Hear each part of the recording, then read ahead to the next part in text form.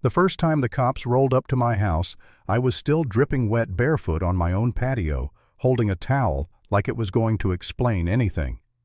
A siren had just bounced off the quiet streets of Cedar Ridge Estates because someone claimed I was illegally restricting community access. And standing behind the deputy, looking way too satisfied with herself, was Linda Harper, the president of our homeowners association, pointing at my backyard like she owned it. It started as the most normal Texas afternoon you can imagine. Heat shimmering off the fence, the kind of day where your brain feels like it's frying. I'd just gotten home from work. I stepped outside and I was thinking 10 minutes in the water, then dinner, then done. Then I hear heels clicking on the sidewalk fast, confident, like a metronome for bad news. I look up and there she is, Linda, sunglasses on a stack of papers in one hand, a fake smile already loaded in the chamber. "Ethan," she calls like we're old friends. "We need to talk about your pool." Now I built that pool. My money, my permits, my property line, my maintenance, my liability, all of it. It's behind my fence in my backyard where nobody goes unless I invite them. Linda holds up this laminated map like it's the Constitution. According to the Homeowners Association, she says your pool sits within the community amenity zone. I blinked at her because I thought she was joking. "My backyard is an amenity zone," I said. "Linda, it's literally my backyard." She doesn't laugh. She leans in, a little voice getting sharper. "We've had complaints," she says. "Families want access. It's only fair. You're part of the community." And there it was, classic Linda. Everything is community until it's your problem, your bill, your risk. Then it's suddenly your responsibility to cooperate. I kept it calm at first. I told her no. This is private property. If you want a community pool, the HOA can build one. Linda's smile twitched. "You don't get to decide that," she said, tapping her papers. "The Homeowners Association has authority." I actually laughed just one short breath because it was absurd. "Authority over my fence," I said. "Over my water bill." Her jaw tightened, and she did that thing where she switches from neighborly to official. "If you don't comply," she said, "we'll take action." I shrugged like, okay, send me a letter. I'd dealt with HOA nonsense before, trash can timing, lawn height, paint colors, the usual petty stuff. This felt too insane to be real. Linda turned on her heel and walked away like she'd just served a court order.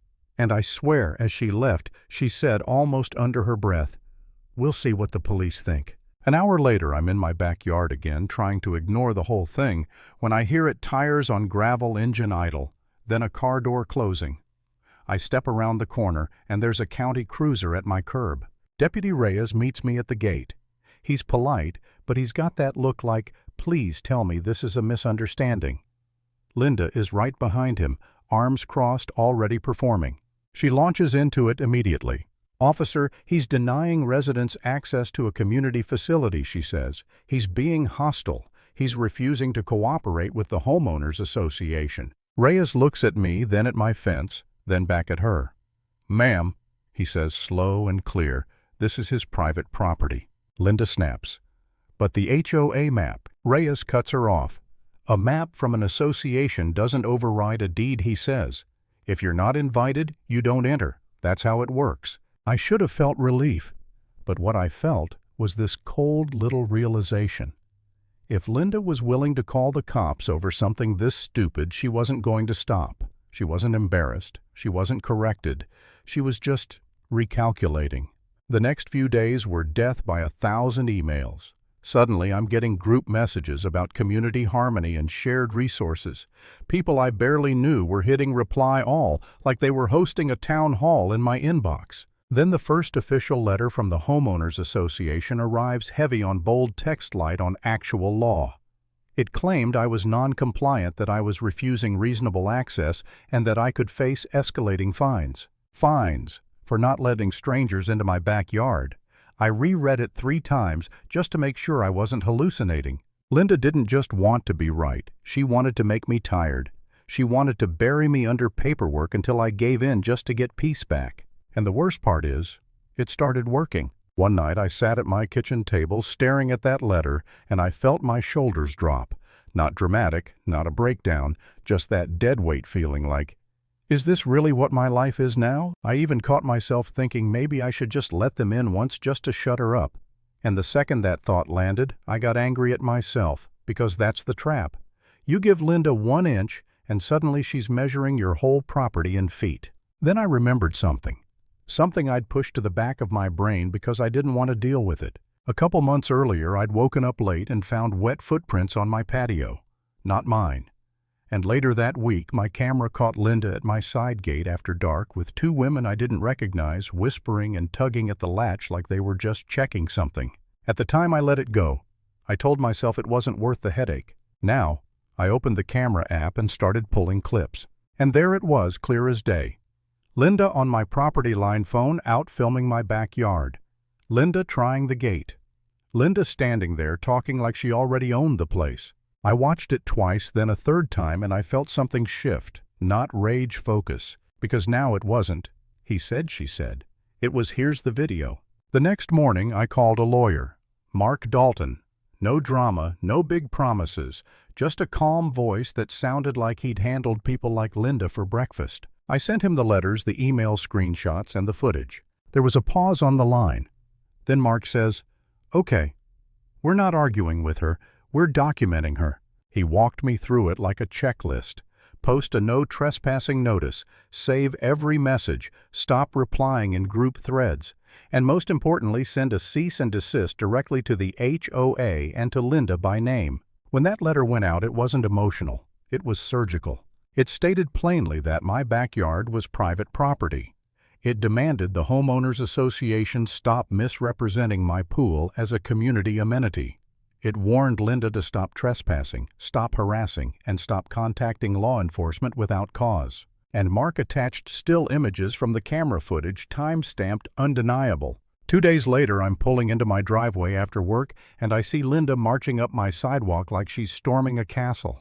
No email this time, no laminated map, just pure outrage. She starts yelling before she even reaches the porch. "How dare you," she shouts. "You can't threaten me. I'm the president of the Homeowners Association." I didn't open the door. I stood behind it speaking through the Ring camera calm on purpose. "Linda," I said, "leave my property." She scoffed loud enough for the neighbors to hear. "You think you're so special because you have a pool," she snapped. "This is about the community. You're being selfish." My phone buzzed, Mark texting me 2 words, "Don't engage." So I didn't. I just watched her through the camera as she planted herself at the edge of my porch like she was waiting for applause. And then, like she wanted one last power move, she stepped forward onto my property, past the posted sign. That's when Mark pulled up. He walked up the driveway with a folder under his arm like he was late to a meeting. Linda turned toward him, still mid-rant like she was about to steamroll another person into submission. Mark didn't even flinch. He just held out the documents. "Linda Harper," he said, voice flat. "Professional, you've been served." It was incredible watching her face try to decide what expression to wear. Anger didn't fit anymore. Authority didn't fit.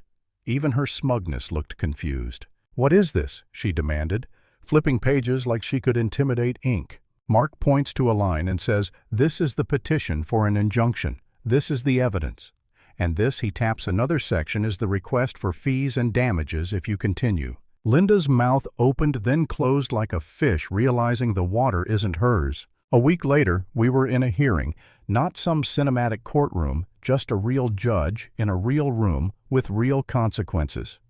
Linda came in with that same posture, chin up, shoulders back, like she expected to be congratulated for protecting the community. Mark didn't raise his voice once. He just played the footage. The gate, the trespass, the accusation, the call to law enforcement. The letters that pretended my property belonged to the Homeowners Association. The judge leaned forward, watched quietly, then looked over his glasses at Linda like she'd just tracked mud onto a clean floor. "Ms. Harper," he said, "an association does not gain ownership through assertion. Your documents do not grant you the right to access private property. This behavior stops." Linda tried to speak, started with, "But the residents." The judge lifted a hand. "No," he said. "Stop. You will have no further contact with Mr. Carter except through counsel. Any further trespass or harassment will be treated accordingly." Then he looked at Mark. "Counsel, submit your costs." And right there, right in front of the board members who suddenly couldn't make eye contact, Linda's power evaporated. Not because I yelled louder, not because I won some neighborhood popularity contest, but because the paper trail and the video didn't care who she thought she was. As we walked out, I heard someone behind us say, low but clear, We need a new president." Linda didn't turn around. She just stood there, clutching her folders, staring at the floor like it had betrayed her. Lesson learned: don't argue with a bully who hides behind an HOA. Document everything and make them answer to reality.